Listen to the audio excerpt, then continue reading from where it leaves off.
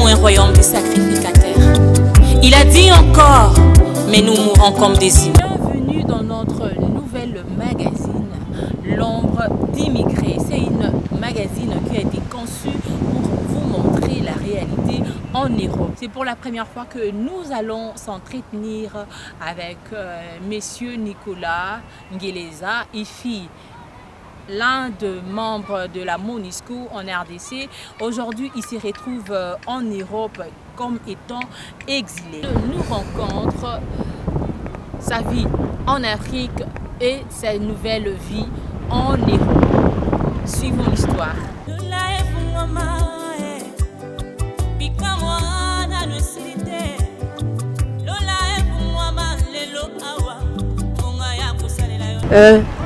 Nous vous recevons aujourd'hui dans notre émission L'ombre de l'immigré.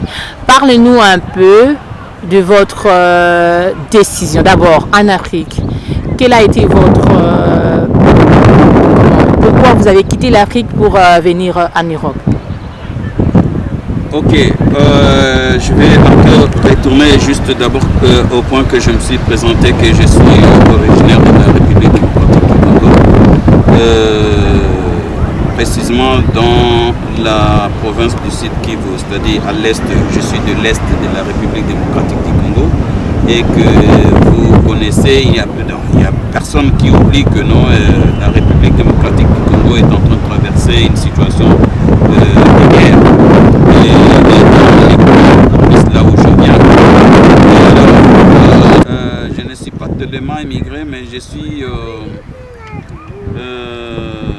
un demandeur d'asile dans le sens d'abord que moi, je vais encore vous ajouter pour vous éclaircir. J'étais en train de travailler dans les Nations Unies. Avec les Nations Unies, j'ai fait pratiquement plus de 20 ans en train de travailler avec les Nations Unies dans cette mission, la MONUSCO. À l'époque, c'était la MONUC. Mais alors, j'étais dans ma capitale qu'on appelle Kinshasa, où je travaille plusieurs années, et après je suis allé dans l'est de la République démocratique du Congo. Et à partir de là, comme j'étais dans la logistique, de notre mission, je m'étais décidé de dire que non, voilà, mes enfants ne vont pas continuer à vivre là où il y a trop de traumatismes, des guerres, des tueries, ainsi de suite, des viols. Alors, j'ai déplacé ma famille en Europe. Là, c'était en 2015. En 2015, j'ai déplacé ma petite famille et ma femme, mes enfants, tous ont préféré quitter l'Afrique à cause des guerres. J'ai retourné dans mon pays et j'ai continué à travailler. Je vois en 2022, j'ai fait l'Europe encore, précisément au Danemark. Alors ça, c'était dans le cadre de jeu des Nations Unies, parce que les Nations Unies a le système d'organiser le jeu que nous appelons game en anglais. Ce jeu-là, des interagencies, les agences font de jeu à chaque année. Et cette organisation est que non, chacun est censé se déplacer. Je me suis déplacé avec mes propres moyens, tout ça. Bon, j'arrive au Danemark et j'ai retourné. Alors, en 2023, il y a eu un autre jeu, toujours des Nations Unies. Je me suis dit non, voilà, je vais aller me divertir. Toujours en Europe. Là, cette fois-ci, on a organisé cela au Portugal. Alors, le jeu a été au Portugal en 2023. J'ai bien trouvé mon visa pour le Portugal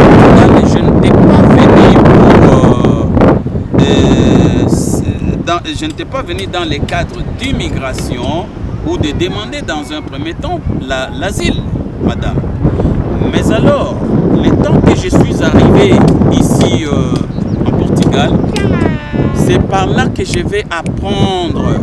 Moi, je vais apprendre que dans mon pays, comme moi, j'étais en train de travailler dans cette mission des Nations Unies, dans la on m'a suspecté pour dire parce qu'à l'est de la République démocratique, nous sommes collés précisément, quand vous voyez la ville de Goma est collée à la ville de Gisenyi. La ville de Gisenyi c'est pour Goma et c'est pour Rwanda et Goma c'est pour la RDC. Et nous de la RDC, on traverse facilement dans le Rwanda et les Rwandais aussi traversent et nous vivons tous ensemble. C'est votre propre pays qui vous a suspecté? C'est juste, oui, le membre du gouvernement provincial à cet espace-là, ils m'ont suspecté dans ce sens-là que non. Mes courses vers le Rwanda, chaque fois traversées, et comme je suis des Nations Unies qui paye parfois, j'étais en train de supporter ces gens avec les armes, donc les équipements militaires. Tel que moi je connais, je faisais l'assistance des équipements militaires dans les Nations Unies et non avec les rebelles ou même les militaires du pays. Non, ma mission et mon service était juste assister ou bien donner des appuis aux militaires des Nations Unies. Donc, madame, c'est comme je vous disais, c'est au niveau de Portugal et à Lisbonne où je verrai dans mes emails que non, les amis qui m'écriront que voilà, vous avez quel problème ici chez nous, au Congo, au boulot d'ailleurs, on est en train de vous chercher, tout ça. Il y a des lettres qui circulent, des lettres de recherche, donc que non, voilà, vous avez été en connivence avec les M23, les rebelles. Je dis, quelle histoire. Et chez nous, et ce n'est même pas une personne qui m'a informé cela, je vais dire 2-3 personnes qui m'ont laissé informer que non, voilà, il y a une situation qui se passe ici, que non, vous étiez en train de collaborer avec les rebelles. Je dis, ça, connaissant mon travail, me connaissant moi-même, d'abord que je me connais, et je n'ai jamais supporté les rebelles, et même avec les militaires du pays, je ne collaborais pas avec eux dans le sens de les soutenir et militairement, avec l'équipement, non, à part les gens des Nations Unies. Je me suis dit non, l'histoire commence mal chez moi. Je connais mon pays. Et quand quelque chose commence comme ça dans notre pays, donc c'est un danger qui se prépare déjà contre ma vie. Alors, madame, je vous dirais que je me suis décidé de quitter mon pays. Je me suis décidé, non pas quitter mon pays, je me suis décidé de rompre mon travail à cause de cette information que j'ai eue, parce que je sais, une fois rentré dans mon pays, c'est la mort. Effectivement. Ouais. Est-ce que vous pouvez me dire, on vous payait combien et vous ne regrettez pas d'avoir tout abandonné pour venir exiler en Europe? Merci madame pour ça. La réponse est trop claire que je suis en train de regretter. Moi, je suis en train de regretter quand je dois quitter mon pays. J'étais très bien. Je vais dire que j'étais un petit patron dans mon pays parce que le salaire qu'on me payait, je n'étais pas moins de 2500 €, bon, 2500 $ ou 2500 €, le salaire par mois.